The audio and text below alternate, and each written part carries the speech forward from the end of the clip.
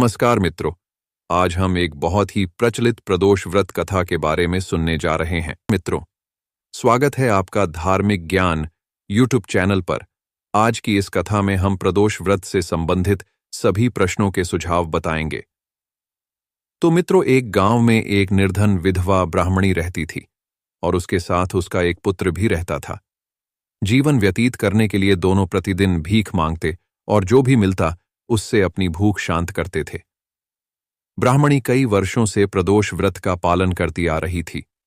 एक बार ब्राह्मणी का पुत्र त्रयोदशी तिथि पर गंगा स्नान के लिए निकला और स्नान कराकर जब वह अपने घर की ओर आ रहा था तो रास्ते में उसका सामना लुटेरों से हो गया और लुटेरों ने उसका सारा सामान छीन लिया और वहां से फरार हो गए।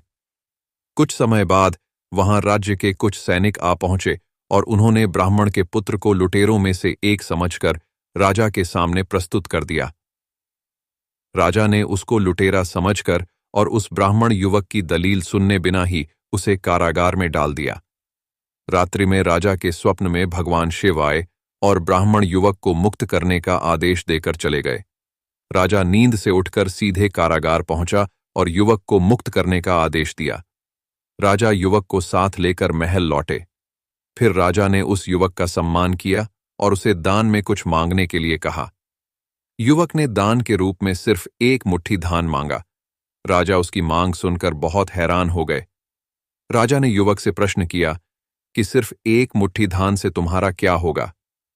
तुम कुछ और भी मांग सकते हो, ऐसा अवसर किसी को बार बार नहीं मिलता।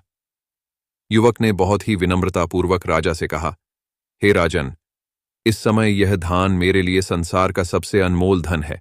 मैं इसे अपनी माता को दूंगा, जिससे वह खीर बनाकर भगवान शिव को भोग लगाएगी।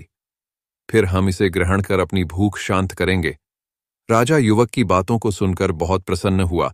उन्होंने मंत्री को आदेश दिया कि ब्राह्मणों को दरबार में सम्मान के साथ लाया जाए।